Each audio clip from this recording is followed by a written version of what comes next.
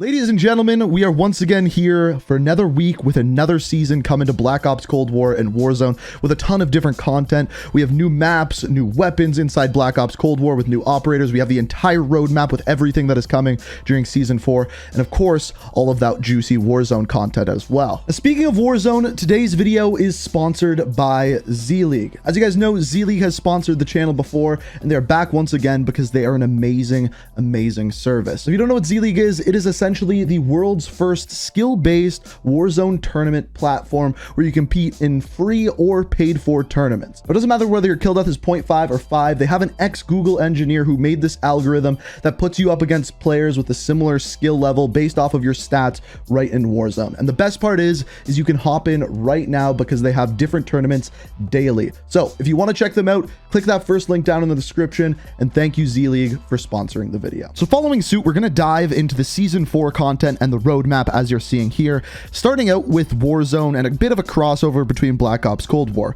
First of all, there is a new event coming to Warzone and Black Ops Cold War called Groundfall. It has to do with the story that we actually talked about yesterday on the channel. That video will be linked down in the description if you want to know the entire Season 4 story. But essentially what this is satellites falling to the earth, and in both Black Ops Cold War and Warzone, there's going to be certain objectives and things you have to do to complete the various challenges and probably earn some sort of weapon blueprint, similar to what we saw with previous season. But this one's called Groundfall, and it all has to do with those fallen satellites. So following that suit, the other thing that we have here is the actual satellite crash sites themselves. There are several of these that are going to be found around Verdansk, and when you go to them, you can interact with them, and as I said before, that'll kind of be part of that Groundfall event. Now, the other thing that you may have noticed there is something new called the Red Doors. Now, based off of the information they put in the blog post today, it's kind of confusing what these actually do. It appears as though when you find one of these doors, you have to ping it, and then it will activate it, and then once you go inside, it'll sort of teleport you to a random location around the map.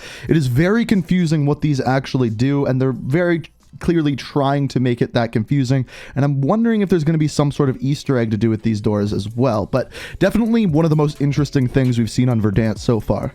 After this, we have Hijacked Gulag. So it's still going to take place in the Gulag. You're not going to be on the boat, but it's designed after Hijack the map, which is actually also going to be in multiplayer as well. We'll look at that in a second, but this is also coming at launch. Speaking of launch, the other thing that we have is the new vehicle, which is the dirt bike. So a single person vehicle. I'm not sure if someone can ride on the back yet, but clearly it's going to be one of the more maneuverable vehicles within Warzone and within Verdansk. So that's cool that they're adding one of those. After this, we have Nakatomi Tower. So this one was one that we thought was going to be removed after the current season, but it appears as though it's going to stay. They say that the owners have moved back to Los Angeles and the vault has been cleared out. So essentially this is going to be a staple of the downtown area and is here to stay, which is kind of interesting because we all thought it would be removed. After this, moving into playlist, the first one we have coming at launch is called Verdansk Resurgence Mini. So essentially this is 44 to 45 people all dropping in on one map. If you have teammates still alive, you can then respawn, very similar to what we already saw on Rebirth Island, but now it is coming to Verdansk. And if this is done well, I actually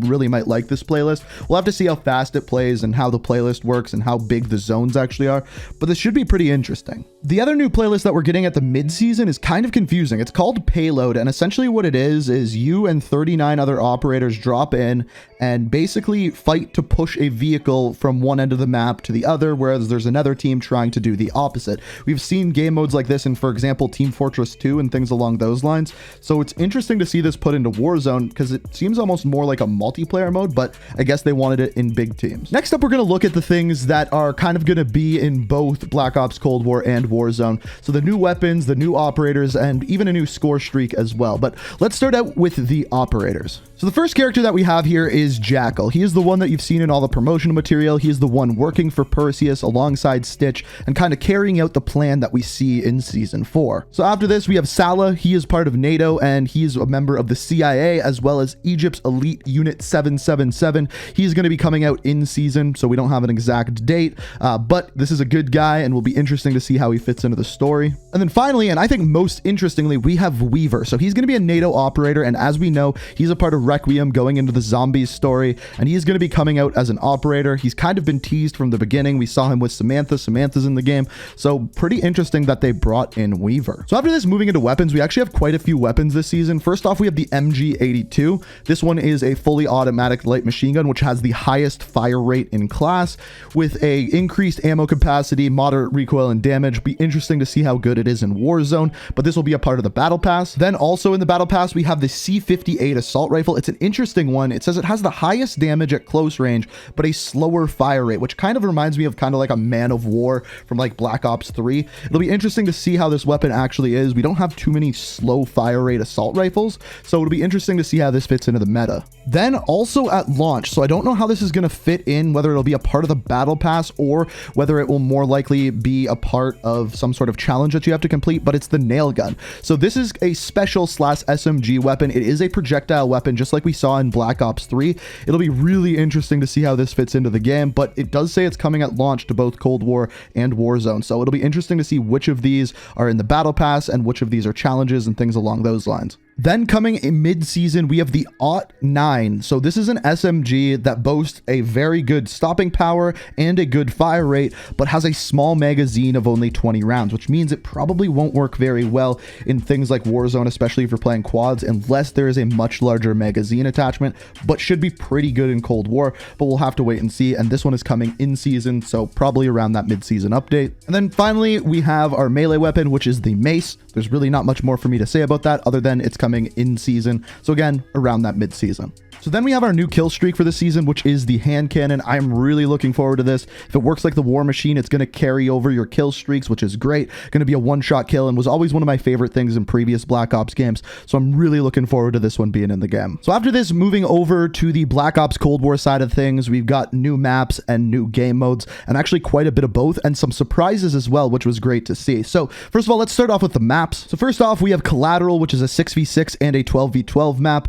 As far as this map goes, this is kind of what we saw with the satellite uplink crashing in Algeria. That's where it's going to take place. There's some outside areas that are wide open, some inner areas as you're seeing in the picture here, and should be a pretty interesting map because it's both 6v6 and 12v12. The other one that we knew we were getting is Hijacked. This is one that's not really going to surprise anyone. It looks very similar to what we had in Black Ops 2, so don't be too shocked with anything on this map. Basically, it's on the boat, and there's nothing else that really changed here. And as we mentioned before, this is also going to be the Gulag in Season 4 as well. And then the surprising one to me is that Rush is returning. So Rush was a map from Black Ops 2 that I really liked, and they are bringing it back. This one is coming out in season, so the rest are at launch. This one's in season, but it should be pretty interesting to see how this one fits into the mix. So moving into the game modes, the first kind of new one that we have is multi-team SatLink, and essentially this is hardpoint, but you're sending information from SatLinks up to satellites in the sky to kind of match with the theme of Season 4.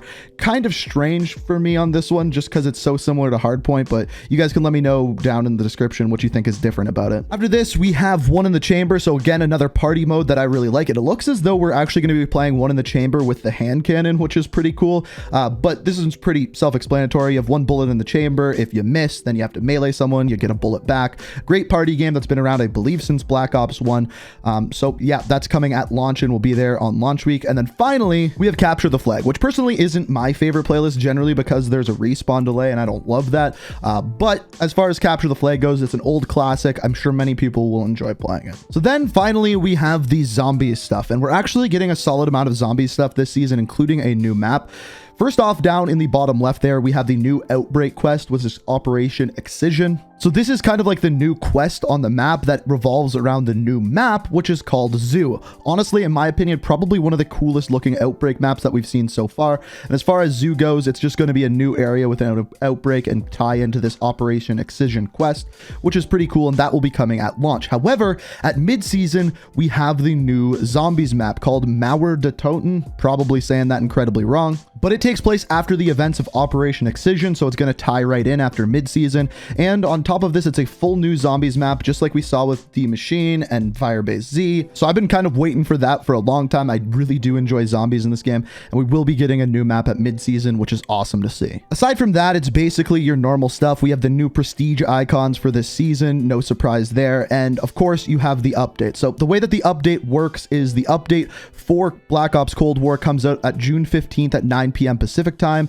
And then the Warzone update, which is actually going to bring out Season 4, is June 16th at 9 p.m. Pacific time. So basically at June 16th, 9 p.m. Pacific time is when Season 4 is fully launched. If there is new information about the Cold War update, I will have that out for you on Wednesday, the day before. So make sure you're subscribed to the channel to stay up to date on everything. As far as the update itself, essentially 30 gigabytes on PlayStation 5, 15 on PS4, 31 on Xbox, and 21 to 30 on PC, depending what HD pack you have and depending whether you download the full game and things along those lines. So it's going to be a big update with a lot of things inside of it. So make sure you're subscribed to the channel to stay up to date on all of that. If you enjoyed this video, found it informative, always appreciate it if you hit that like button and let me know what you think of Season 4 down in the comments. But as always, I hope you enjoyed. Thank you so much for watching, and until next time, peace out. We are reaching for the stars, but we're